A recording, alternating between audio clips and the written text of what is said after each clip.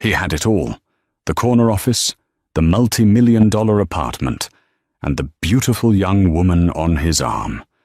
Today was the day Mark Thompson would solidify his empire, impressing the mysterious new CEO who had just acquired his company. He smirked, adjusting his tie as he led his mistress into the executive boardroom, presenting her as his top protégé. The room was tense, waiting for the new billionaire boss to arrive. The door clicked open, and Mark's entire world didn't just crumble, it was detonated, because the woman who walked in, flanked by lawyers, wasn't just the new CEO. It was his wife. The 6 a.m. alarm was a digital chime, a gentle sound for a man who believed the world woke up for him. Mark Thompson, however, had been awake since 5:30, his mind already running calculations. Today was not just another Tuesday. Today was tea day. Takeover day. He swung his legs out of the king-sized bed, the Egyptian cotton sheets pooling around his waist. The air in the penthouse apartment was chilled to a precise 68 degrees. Across the vast bedroom, his wife, Sarah, was already up. But she wasn't dressed. She was in a faded Northwestern University sweatshirt and yoga pants, her honey blonde hair pulled back in a messy bun. She was staring at her tablet, brow furrowed. "Coffee," Mark grunted, not as a request. "Morning," Sarah murmured, not looking up. "The machine is on." Mark scoffed, padding barefoot across the cold marble floor to the master bath. He paused by the floor-to-ceiling window. Below them, 50 stories down, Chicago was a grid of blinking lights, the pre-dawn sky a deep, bruised purple over Lake Michigan. His city. "You seem stressed, Sarah," he called out, his voice echoing from the bathroom as he turned on the multi-jet shower. "Is it the fundraiser? The guest list for the senator?" "Don't worry about it. I'll have my assistant—" "It's not the fundraiser, Mark," she said, her voice quiet but tight. "It's the finances for the Jennings Foundation. There are discrepancies in the trust statements from Zurich." Mark rolled his eyes, hidden by the steam. The Jennings Foundation. Her little project. When Sarah's father, Robert Jennings, a minor tech mogul, had passed away 5 years ago, he'd left her a respectable inheritance. Mark had encouraged her to manage the charitable foundation. It kept her busy. It kept her out of his hair while he did the real work, climbing the ladder at Omnicorp Solutions, a global logistics behemoth. "Let the bankers handle it, honey," he said, stepping into the scalding water. "That's what we pay them for. You're too smart to be worrying about spreadsheets. Leave that to the nerds." He didn't hear her reply. 40 minutes later, Mark was a monument to corporate power. He stood before the mirror, adjusting the dimple in his charcoal grey Brioni tie. The suit was bespoke, the shirt cuffs held by platinum links. He was 45, but he looked 35. Hard angles, sharp blue eyes, and a full head of dark hair he knew his mistress loved to run her fingers through. He strode back into the living area. Sarah was still at the kitchen island, now with a laptop open. She looked pale. "Mark, we need to talk. I called Arthur Vance last night." Mark stopped, genuinely annoyed. Arthur Vance, his wife's consigliere, an old, dusty lawyer who had worked for her father. "Sarah, I absolutely do not have time for this. Today is the single most important day of my career. The new CIO is landing. Omnicorp had been bought out, a swift and shocking hostile takeover by a ghost entity, a private equity firm no one had heard of, SJ Ventures. For 3 weeks, the entire executive floor had been in a panic. Who was SJ? A Russian oligarch? A Silicon Valley wunderkind? Mark, however, wasn't worried. He was the VP of Global Sales. He was the rainmaker. He was the one who had made Omnicorp profitable enough to be a target. This new CEO wouldn't fire the golden goose. No, today was his audition for an even bigger role. COO, maybe. This is important, Mark. It's about our financial structures. Things are not what they seem. He finally looked at her, really looked at her. The tired eyes, the sweatshirt that had a faint stain on the cuff. This was the woman he came home to. He felt a sharp, sudden pang of, not guilt, but impatience. He thought of Chloe. Chloe Bennett, 26 years old, sharp, hungry, and currently waiting in the lobby of her apartment building, an apartment Mark paid for, looking like a supermodel. "Sarah," he said, softening his voice, the way one does to a confused child.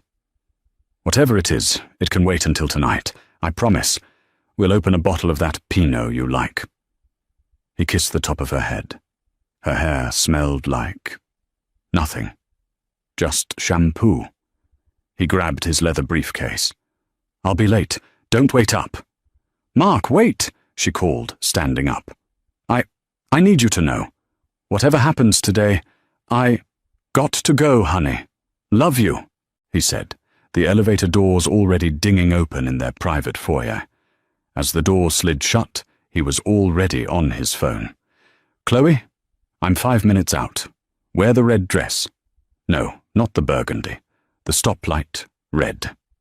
I want you to make an impression." He hung up, a genuine smile finally touching his lips. Today wasn't just about securing his future. It was about unveiling it.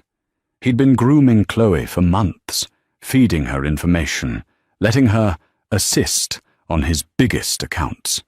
The old guard at Omnicorp saw her as a pretty distraction. Mark saw her as his new, upgraded partner. He'd even manufactured a position for her. Special liaison to the VP. It was perfect. Today he would introduce her to the new CEO as his indispensable protégé, the future of the company. She was smart, yes, but more importantly, she was a reflection of him, of his taste, his power, his virility. His black Mercedes S-Class slid to the curb outside her building in Streeterville. Chloe emerged, and Mark's breath hitched. The red dress was a masterpiece, clinging to every curve. Her black hair was a sleek curtain, her makeup flawless. She was pure, uncut ambition. She was perfect. "Good morning, Mr. Thompson," she purred, sliding into the passenger seat, the scent of expensive perfume filling the car. "Good morning, Miss Bennett," he replied, his hand immediately going to her knee, squeezing it hard. "Are you ready to meet the new king?" "I am," she whispered, leaning in. "But I think he's already right here." Mark laughed, a deep, satisfied sound. He pulled into traffic, heading toward the Omnicorp Tower. He felt invincible. He was an apex predator, and today was the hunt. He pitied the old executives wringing their hands in the boardroom. They had no idea how the game was played. But Mark Thompson, in his arrogance, had forgotten the first rule of the jungle. There is always a predator you don't see coming. The 88th floor boardroom at Omnicorp Tower was designed to intimidate. A 40-foot slab of polished obsidian served as the table, surrounded by 20 high-backed leather chairs. One entire wall was glass, offering a godlike view of Chicago. The mood inside, however, was less godlike and more sacrificial. Mark and Chloe were the last to arrive, a deliberate move. He wanted to make an entrance. "Mark," hissed David Chen, the CFO, a man who looked like he hadn't slept in a month. "You're cutting it close. SJ is expected at 9:00 a.m. sharp." "Relax, David," Mark said, striding to his usual seat, 2 down from the head of the table. He pulled out the chair next to him for Chloe, a gesture that did not go unnoticed. Maria Gonzalez, the COO and a 20-year company veteran, raised a perfectly sculpted eyebrow. "Chloe, this is a level 10 executive meeting. Is your presence required?" Mark smiled, all teeth. Ms. Bennett is my new special liaison. She's been instrumental in the Q4 projections that SJ Ventures found so compelling. She's here at my request." Chloe sat, radiating a confidence that was 90% Mark's and 10% her own. She placed a sleek, red leather notebook on the black table, a perfect, jarring splash of colour. She was the mistress, yes, but she was also a very good student. She knew Mark was using her as a power play, and she was more than happy to be the pawn that captured the Queen's side. The room was filled with the nervous energy of the condemned. There were whispers. "I heard SJ is a 30-year-old tech billionaire from Austin." "No, my source says it's an old money family from Boston, the Jennings." "Jennings? I thought they were small-time, West Coast, not East. Whoever it is, they bought the company with cash. No leverage, just a wire transfer. Who does that?" Mark simply listened, a small smirk playing on his lips. He let them panic. He had already back-channeled his loyalty to the new regime via the transition lawyers. He'd sent a private memo, subtly throwing his colleagues under the bus while highlighting his own division's streamlined efficiency.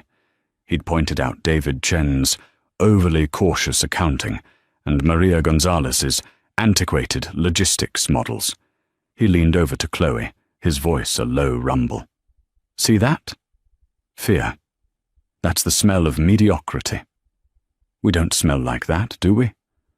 "No, Mark," she whispered back, her leg brushing his under the table. "We smell like the future." He was just about to reply, to tell her about the bonus he'd already mentally spent on a new penthouse for her, when the heavy oak doors at the end of the boardroom swung open. The room fell silent, utterly, deathly silent. Two men in dark, severe suits entered first. They were lawyers, radiating an aura of billable hours that cost more than a small car. They fanned out, one on either side of the door. Then, the click of heels on the marble floor. Click, clack, click, clack. It was a slow, deliberate, powerful sound. It wasn't the frantic staccato of a secretary, nor the hesitant tap of an assistant. It was a rhythm that said, "I own the ground I walk on." Mark, like everyone else, stood up. He smoothed the front of his jacket, composing his first impression face. Respectful, keen, indispensable. A woman appeared in the doorway. Mark's brain, which had been running at 1,000 miles an hour, simply stopped. It was like a film projector snagging on a single frame. The frame was this: a woman.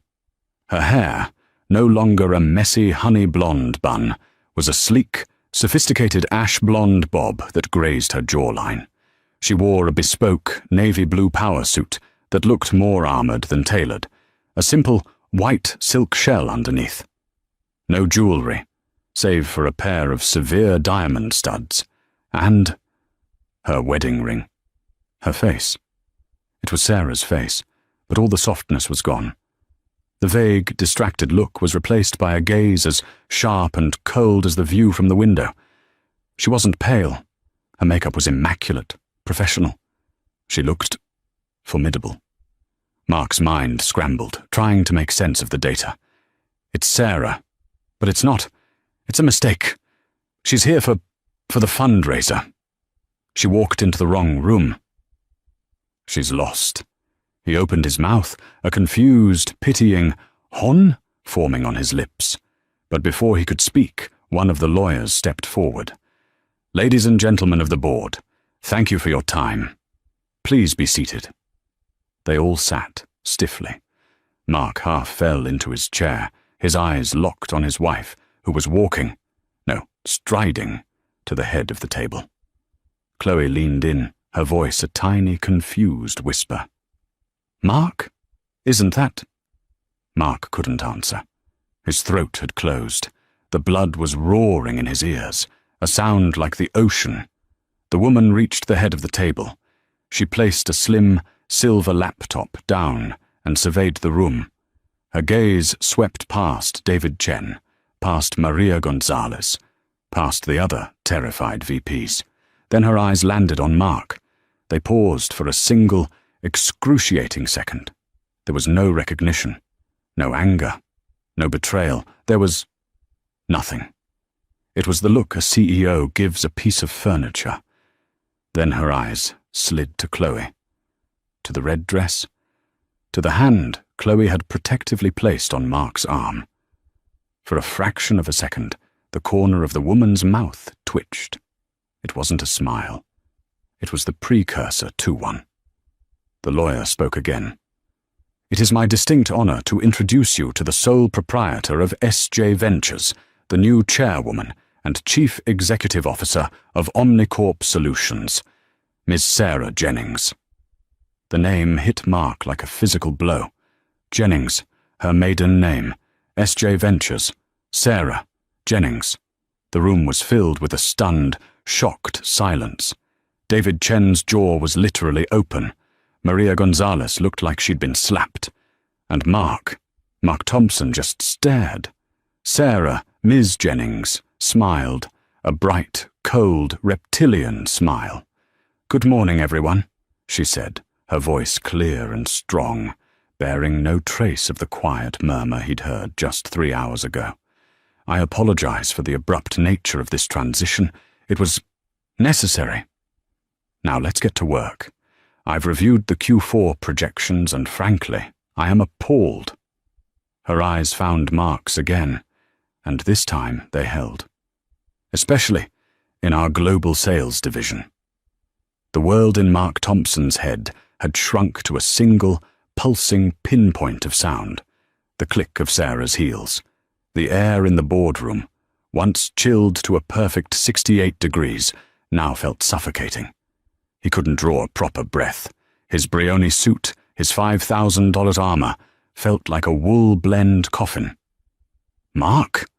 Chloe whispered again, her voice no longer purring. It was sharp, laced with the first needle prick of panic. "Mark, what is going on? That's your wife." "Shut up," Mark hissed, his voice cracking. He was staring at Sarah, but the woman at the head of the table was a stranger. This was not the woman who organized charity galas. This was not the woman who fretted over guest lists and gluten-free options. This was not the woman who wore yoga pants and asked his permission to move money. This woman, Ms. Jennings, was plugging her laptop into the mainframe. The massive screen at the end of the boardroom, usually dark, flickered to life. It didn't show a welcome message. It showed a complex, terrifyingly detailed spreadsheet. "Let's begin with the obvious," Sarah said, her voice cutting through the stunned silence. "Omnicorp is a bloated, inefficient relic. For 3 years it has been systematically mismanaged, over-leveraged, and in some cases, actively defrauded." She clicked a button. A new slide appeared, a line graph. A thick red line representing expenses was rocketing upwards, while a blue line, net revenue, was stagnating. "The numbers you've been reporting to the shareholders were fiction," she stated. "A very creative, very illegal fiction." David Chen, the CFO, finally found his voice. "Now see here, Ms. Jennings, our books are—" "Audited by Grant Thornton?" "Yes, I know," Sarah said, not even looking at him. "I also know that your primary auditor, Mr. Stephen Hadley, is your brother-in-law, a fact you failed to disclose." David went the color of old parchment. "And you, Ms. Gonzalez," Sarah continued, turning to the COO. "Your logistics department is still using a dispatch system from 2005. You've been outsourcing 30% of our domestic freight to a company, Loggy Fast Solutions, which, it turns out, is owned by your son, at a 40% markup from market rate." Maria Gonzalez recoiled, her face a mask of fury and shock. This was not a meeting. It was an execution. Sarah was dismantling them, piece by piece, with cold, brutal precision. She had the documents. She had the wire transfer records. She had the shell company ownership papers. She had everything. Mark sat frozen. This wasn't possible. The discrepancies she'd mentioned this morning, the Zurich statements. Arthur Vance. It wasn't a mistake. It was research. She hadn't been flustered. She'd been preparing. His mind flashed back, a rapid, horrific slideshow. Her, on her laptop late at night. He'd assumed it was Pinterest. Those long spa days. The charity luncheon in New York. The trip to see her sister in Seattle last month. He realized with a dawning, bowel-twisting horror that she hadn't been seeing her sister. Seattle was the home of Amazon and Microsoft. She had been meeting with logistics and software experts.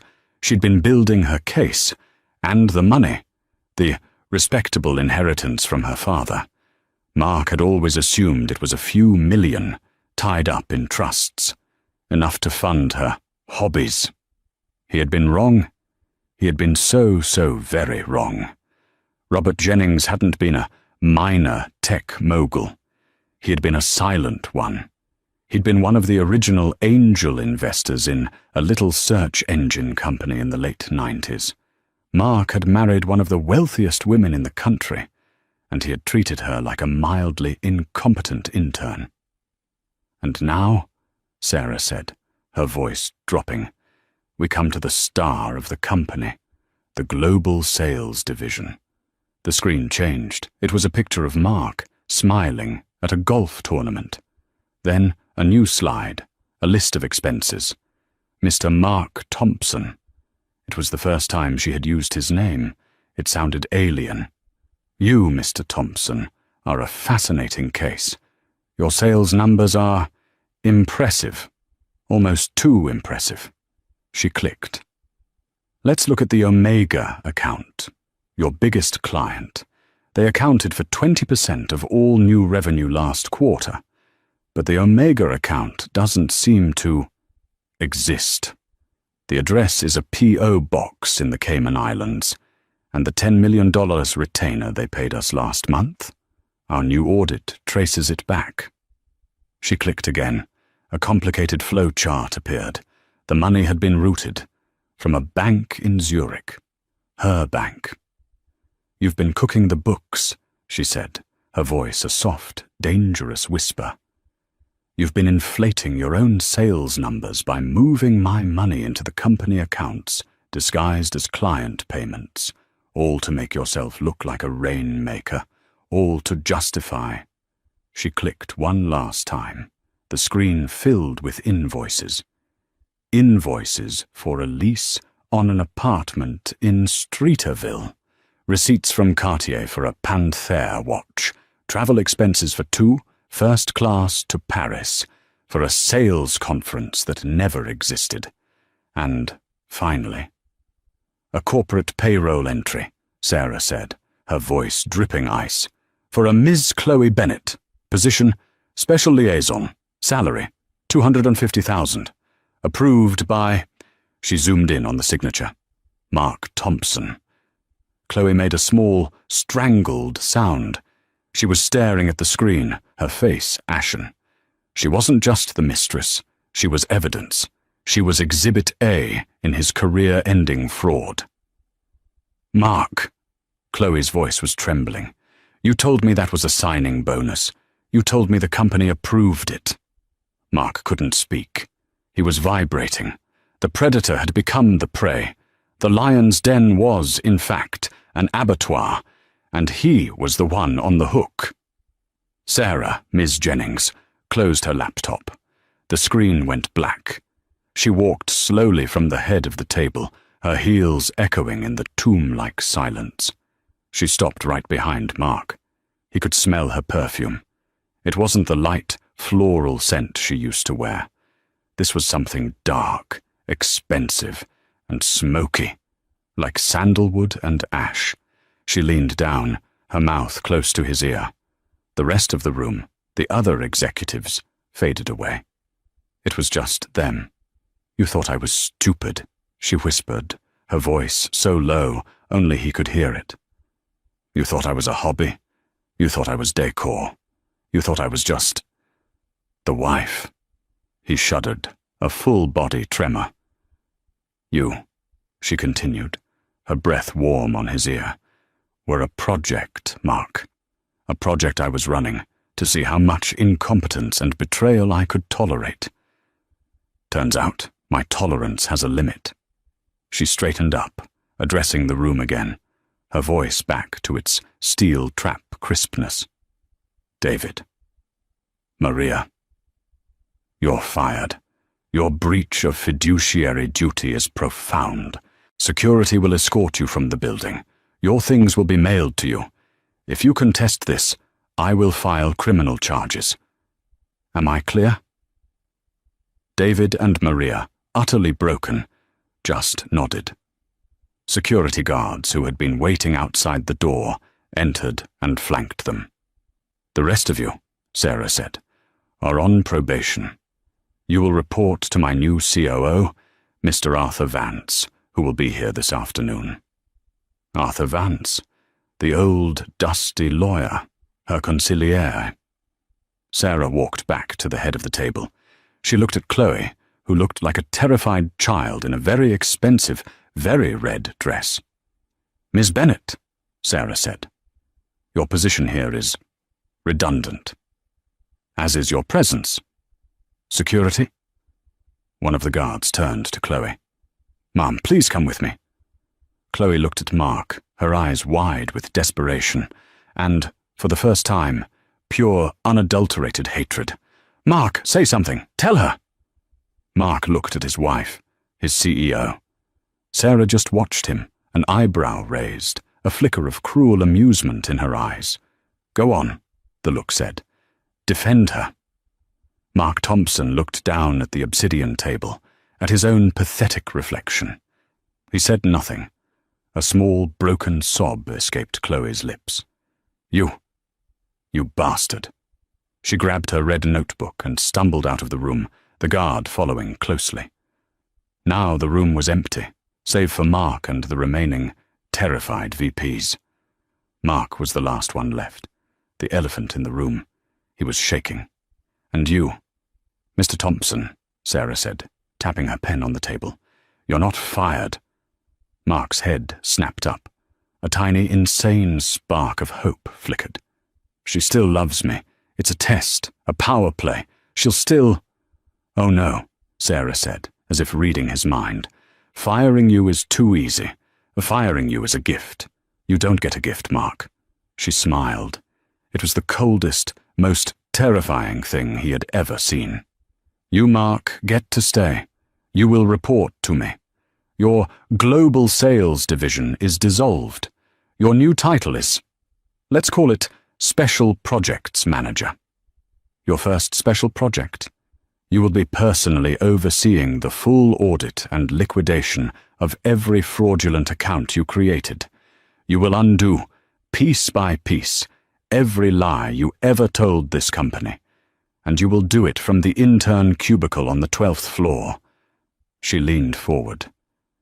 "You will come here every day. You will park in the general lot, not the executive garage. You will get your own coffee. And you will watch me turn this company, my company, into something you could never have even dreamed of. And when you are done, when you have cleaned up every last bit of your filth, then I will fire you." She stood up. "Meeting adjourned. Welcome to the new Omnicorp."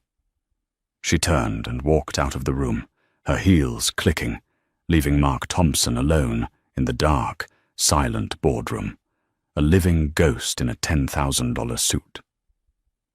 The woman Mark Thompson knew as Sarah hadn't existed for 18 months. The real Sarah, Sarah Jennings, had died a little bit every day for 10 years. She had slowly, willingly, packed herself away in metaphorical boxes, labeling them Mom, Wife, Hostess, Patron. The box labeled Genius had been taped shut and shoved under the bed the day she married Mark. Robert Jennings, her father, hadn't been a minor mogul. He was a quiet legend in Silicon Valley. He'd been the algorithm architect behind 3 of the biggest IPOs of the 1990s. He taught Sarah to code before she could ride a bike. He taught her to read a balance sheet before she could drive. When she graduated from Stanford with a dual degree in computer science and economics, he'd made her his CIO. By 25, she was the shadow CEO of Jennings Capital, managing a portfolio so vast it was almost abstract. Then her father got sick, pancreatic cancer, 6 months terminal. During that time, she met Mark Thompson. He was a dazzlingly ambitious sales director at a mid-level tech firm. He was handsome, charming, and seemed in awe of her. He was a respite from the grief and the crushing weight of the boardroom. When her father died, the grief was a tidal wave. Mark was a lifeboat. She married him. She wanted, for the first time, to be normal, to be taken care of. She had children. She stepped back from Jennings Capital, handing day-to-day management to her father's most trusted advisor, Arthur Vance, and a board in Zurich. She told Mark she was managing her father's charity. It was a lie she told to make him feel big. She had let him be the breadwinner with his Omnicorp salary, which, to her, was pocket change. She let him build his world, believing he was the king, while she was the true source of the kingdom's wealth. Their penthouse, her money. The S-Class, her money. His $5,000 suits, all purchased with the dividends from her portfolio. She had been content in her box. She loved her children. She'd convinced herself she loved the simplicity, the lack of pressure. The illusion shattered on a rainy Tuesday in March. Mark was in the shower. His phone, which was usually guarded like a state secret, buzzed on the nightstand. A text. From C. Bennett. Last night was, wow, you weren't kidding about the view from my new place. See you at the meeting. Red dress ready? Zoe. Sarah had stared at the text, her heart a cold, still stone in her chest. It wasn't just the affair. It was the words. My new place. She'd done what she was trained to do. She didn't cry. She didn't scream. She gathered data. She logged into the private bank account she and Mark shared, the one he thought was their main account. She saw the $250,000 wire transfer to Chloe Bennett, coded as a signing bonus. She saw the lease payments for the Streeterville apartment, funneled through an executive discretionary fund. She realized with a cold, sinking dread that he wasn't just using his money. He was using company money, Omnicorp money. She spent the next 48 hours in a fugue state. She didn't sleep. She just worked. She pulled the public filings for Omnicorp. She cross-referenced them with Mark's travel. She discovered the Omega account. And with her background, it took her less than an hour to find the digital fingerprints. He wasn't just cheating on her. He was committing high-level wire fraud. And he was doing it badly. He was sloppy. But the final, fatal blow came when she traced the source of the Omega account's retainer. He hadn't just stolen from his company. He had, through a series of complex, idiotic shell company maneuvers, stolen from her. He had found a back door into one of her family's smaller trust funds, one she'd foolishly given him partial access to for emergencies. He'd been siphoning millions, not just for Chloe, for himself, to inflate his sales numbers, to make himself look like the king he pretended to be. He hadn't just broken her heart. He'd insulted her intelligence. That was the night Sarah, the wife, died. Sarah Jennings, CEO, was reborn. She flew to Zurich the next day. A spa retreat, she'd told him. She met with Arthur Vance and the board of Jennings Capital. I have a new acquisition target, she'd said, her voice devoid of emotion. "What is it, Miss Jennings?" Arthur had asked. "A software company? A new biotech?" "A mid-cap logistics firm. Omnicorp Solutions." Arthur had raised an eyebrow. "Omnicorp? They're a mess. Overvalued. Terrible leadership. Their sales numbers are fiction." "I know," Sarah said. "That's why they're vulnerable. The fiction is my husband's. He's been defrauding the company. His fraud makes them ripe for a hostile takeover. We will buy it. We will buy it all." "This isn't business, Sarah," Arthur said gently. "This is revenge." "You're wrong, Arthur," she'd replied, her gaze chilling. "Revenge is emotional. This is pest control. He's a cockroach in my house. I'm not just going to step on him. I'm going to buy the building, tent it, and fumigate." The plan was set in motion. SJ Ventures was born. It was an arm of Jennings Capital, designed to be a ghost. They began buying Omnicorp stock, first in trickles, then in floods, using Mark's own inflated, fraudulent reports to justify the high share price to other sellers. He was, in effect, helping her buy the rope he would hang from. For 18 months, Sarah lived a double life. By day she was flustered Sarah, planning fundraisers, managing the kids' schedules, and asking Mark permission to take a trip. By night she was CEO Jennings, on encrypted calls with Zurich and London, directing the hostile takeover, retaining forensic accountants, and planning the complete restructuring of a billion-dollar company. She cut her hair. She bought a new wardrobe, keeping it at a private office she'd leased downtown under Arthur's name. She'd begun to transform, to shed the skin of the woman Mark had dismissed. The discrepancies she'd mentioned this morning. That was the final piece, the confirmation that her money had been used for the Omega account. It was the go signal. She had felt a moment's hesitation that morning, a flash of the 10 years they'd had, the births of their children, the early days when he had looked at her with awe. "Mark," she'd said, "we need to talk." It was one last chance, one final opportunity for him to confess. I need you to know," she'd started, and he had cut her off. "Got to go, honey. Love you." He hadn't even looked at her. He'd kissed the top of her head and run off to his mistress. In that moment, any lingering doubt, any wisp of mercy, evaporated. She watched the elevator doors close. She stood in the silent penthouse for a full minute. Then she picked up her phone. "Arthur," she said, "it's done. Execute the final proxies, and have the car ready, the navy blue suit. Yes, it's tea day." Mark Thompson's new world was beige. After Sarah, Ms. Jennings, had swept from the 88th floor boardroom, Mark had remained in his chair for what felt like an eternity. The other VPs had scurried out, refusing to make eye contact, as if his failure were contagious. Finally, a security guard had re-entered. "Mr. Thompson, we've been instructed to escort you to your new workstation." The walk of shame was a masterpiece of humiliation. He, the former VP of Global Sales, was walked past the executive suites, past the bustling sales floor where his team used to practically salute him, and into the service elevator. They went down, down, down, down. They emerged on the 12th floor, records and archiving.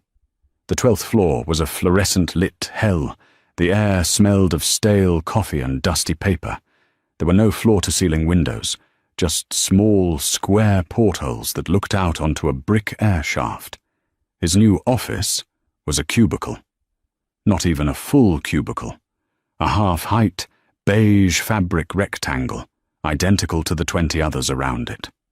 On the desk was a 10-year-old Dell computer, a generic black telephone, and a single stapled document. The document read, "Project Clean Sweep. Manager, M. Thompson. His S-Class Mercedes?" Security had confiscated the keys. "It's a company-leased vehicle, Mr. Thompson.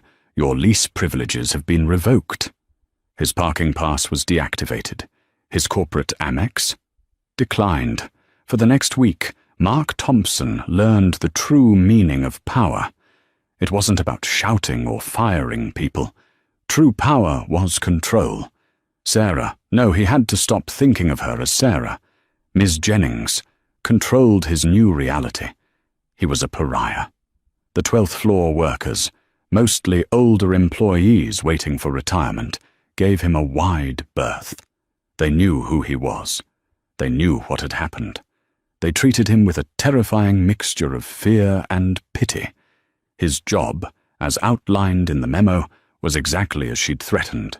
He had to personally catalogue every fraudulent file, every fake invoice, every padded expense report from the Omega account, and a dozen other clients he had invented. He was, in effect, building the legal case against himself. He was trapped. If he quit, she'd have him arrested. If he stayed, he was her prisoner. He tried to fight back. The first night, he'd taken a cab to the penthouse. His keycard didn't work. "Mr. Thompson," said the doorman, a man Mark had never bothered to learn the name of. "I'm sorry, sir. Ms. Jennings's instructions are clear. You are not to be admitted." "This is my home. My name is on the deed," Mark had roared. The doorman had looked at him sadly. "Actually, sir, it's not. The penthouse is owned by a holding company. Jennings Capital. We were instructed to remove your name from the resident list." She had thought of everything. She had been planning this for years. He'd gone to a hotel, the prestigious Langham. His personal Amex, the one he thought he paid for, was declined. He called the bank. "I'm sorry, Mr. Thompson," a polite voice had informed him. This card was an authorized user account under the primary cardholder, Sarah Jennings. "Your user privileges have been revoked." He ended up at a Holiday Inn Express near the airport, using the last $300 from his debit card. Work was a daily degradation. At 10 a.m. every day, his phone would ring. It was her new executive assistant. The formidable Arthur Vance, it turned out, was the new COO. His old role was now filled by a sharp woman named Patricia. "Ms. Jennings requires the Project Clean Sweep update, Mr. Thompson." He would have to walk his files in person up to the 88th floor. The first time he'd tried to talk to her. "Sarah, please," he'd begged, standing in the doorway of her new office. It was redecorated. Gone was the old, dark wood, boys' club furniture. It was now minimalist, modern, with glass, steel, and a massive, abstract painting. "It's Miss Jennings," she'd said, not looking up from a report. "Is the file ready?" "Sarah, the kids." "What about the kids? You can't just take them." She'd finally looked up. Her eyes were not angry.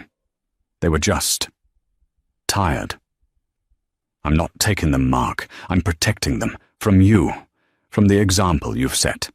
They're with my mother in Kenilworth. They're fine. You, on the other hand, are late with your report." "This is insane. You can't do this. I'm your husband." "You," she'd said, standing up, "are an employee who committed wire fraud. You are a liability I have graciously decided to manage in-house. Do not ever mistake this for a domestic dispute.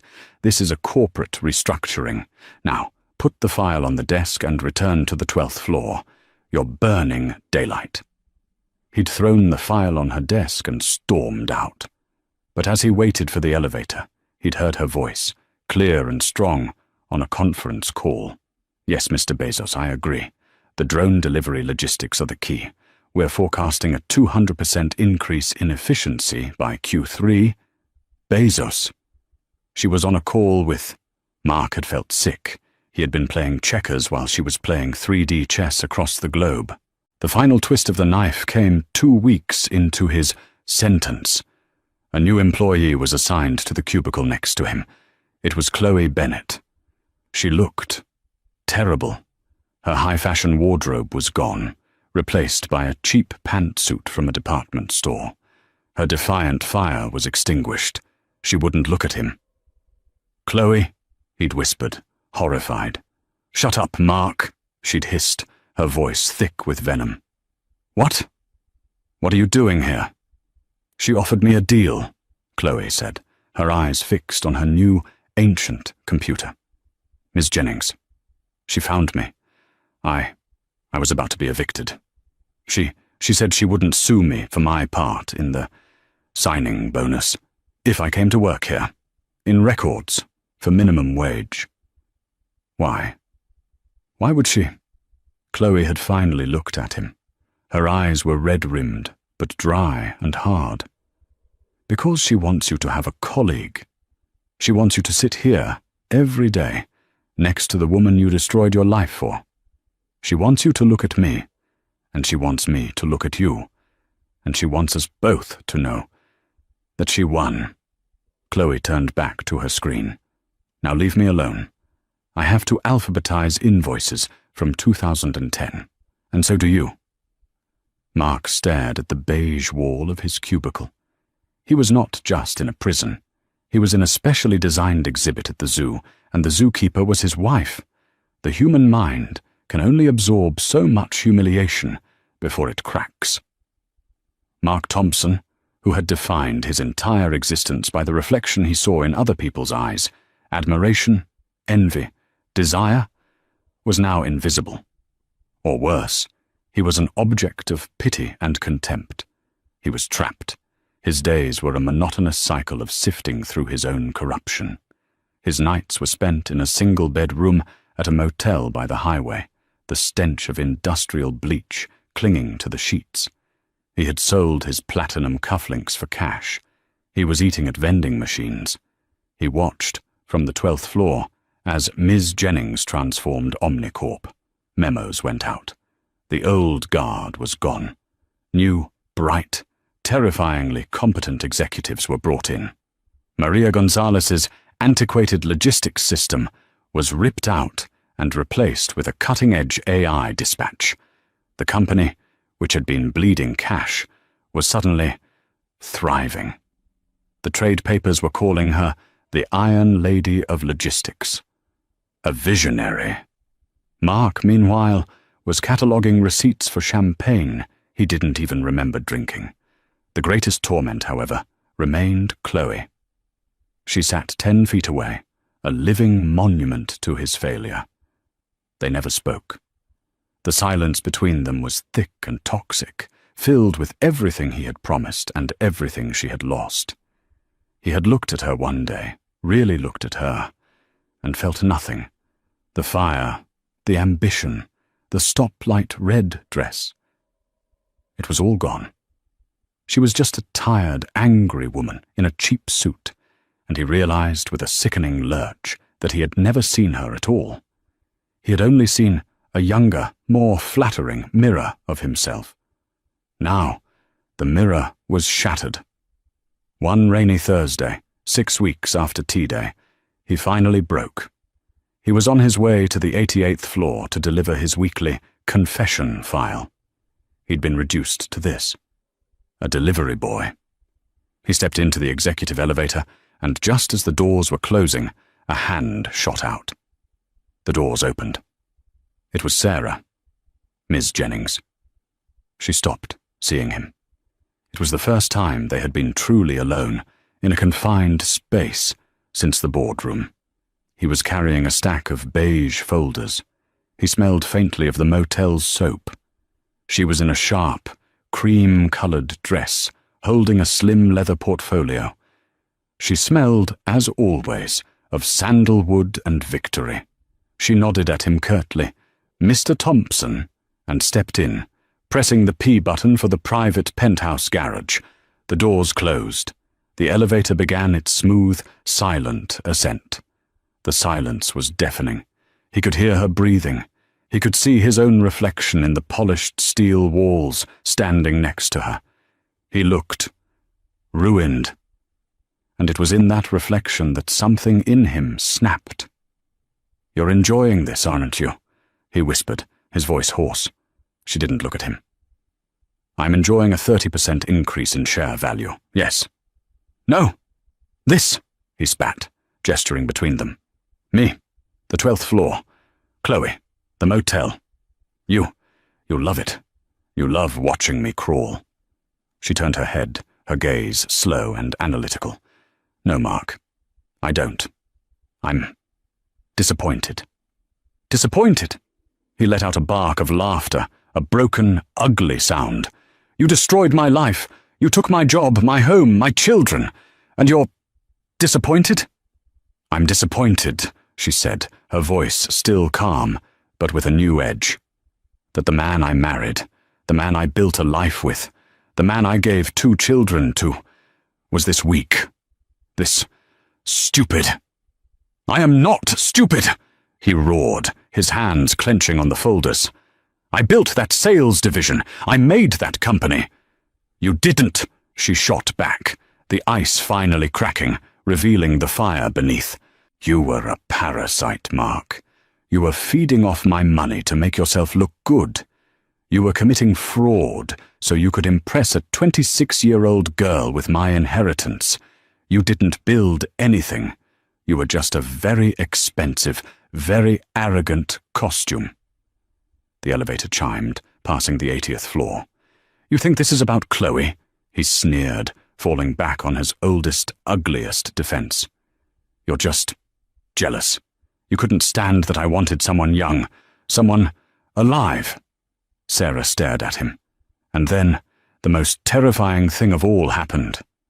She laughed. It wasn't a happy laugh. It was a cold, pitying, devastating sound. Oh, Mark, you still don't get it, do you? You think this was about her? You think I bought a billion-dollar company and engineered the most complex corporate takedown of the decade because I was jealous? She stepped closer, her face inches from his. The steel was gone, replaced by a white-hot, righteous fury that he had never, ever seen. This was not about your affair, you pathetic cliché. This was about the fraud. This was about you stealing from me, from my father's legacy. This was about you insulting my intelligence, day after day, for 10 years.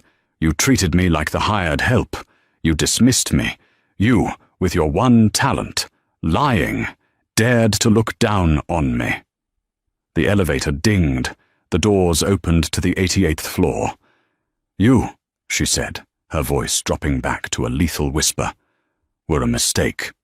You were the one, single, idiotic mistake I made in my entire life.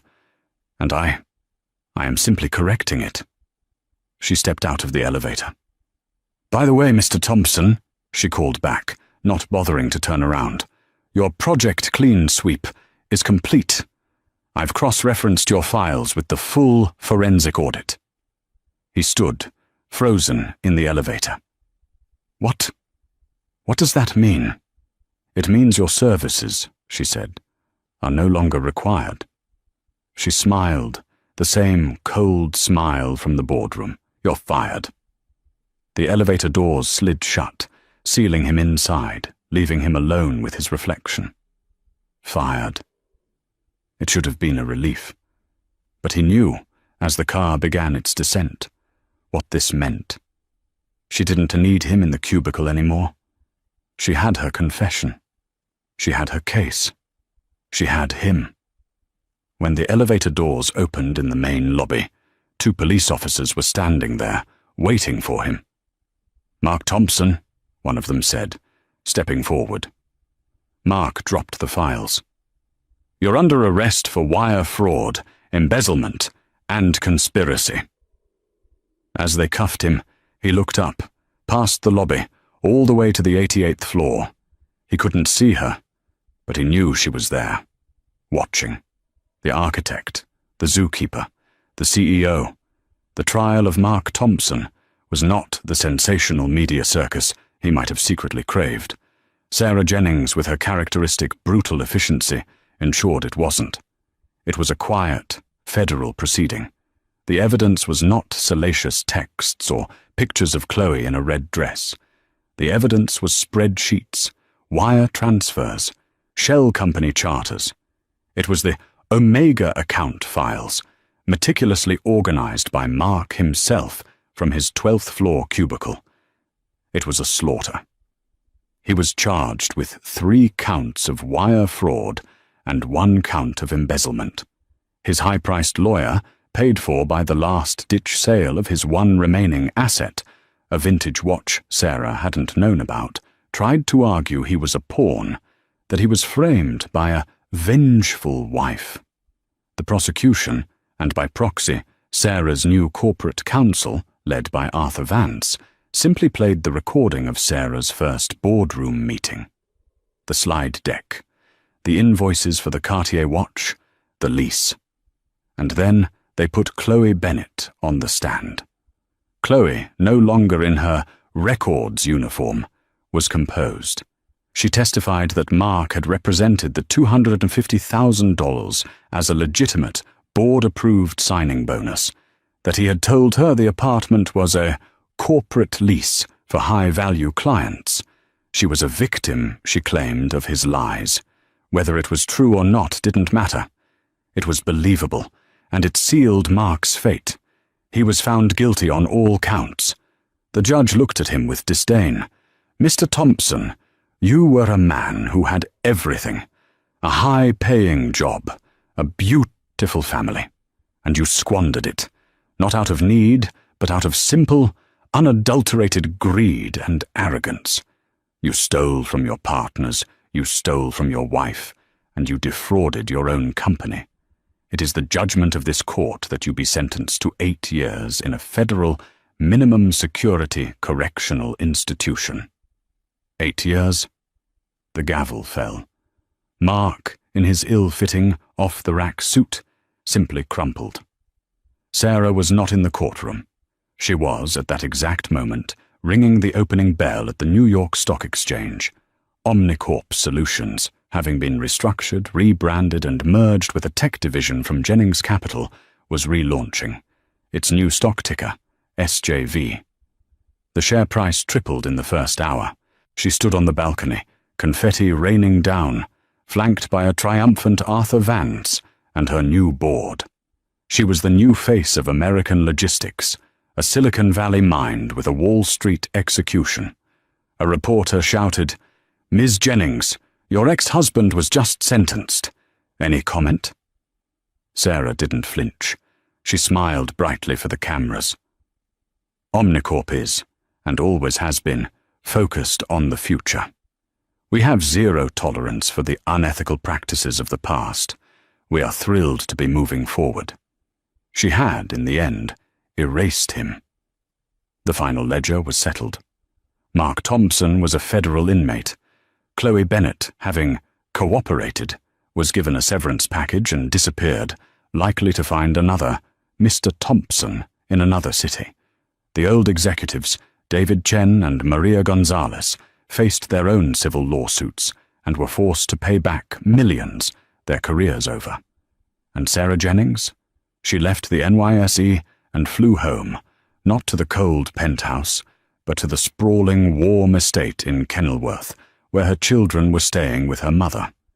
She arrived just as the sun was setting. She shed her CEO armor, the sharp suit and the diamond studs, and changed into a soft cashmere sweater. She went upstairs and found her 2 children, a boy of 8 and a girl of 6, building a fort out of pillows. "Mommy!" they screamed, running to her. She fell to her knees and gathered them in her arms, burying her face in their hair. She held them, breathing in the scent of them for a long, long time. This was the why. This was the asset she had been protecting.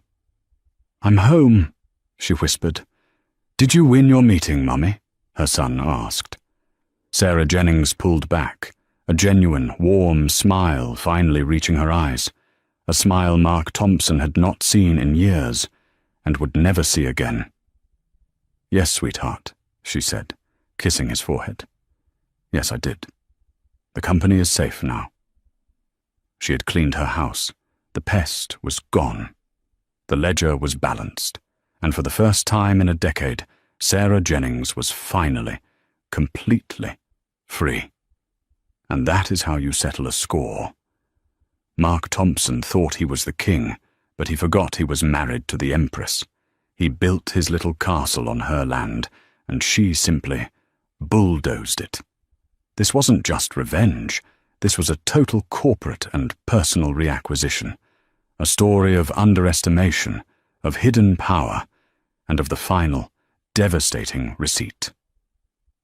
What did you think of Sarah's ultimate move? Was firing him too easy?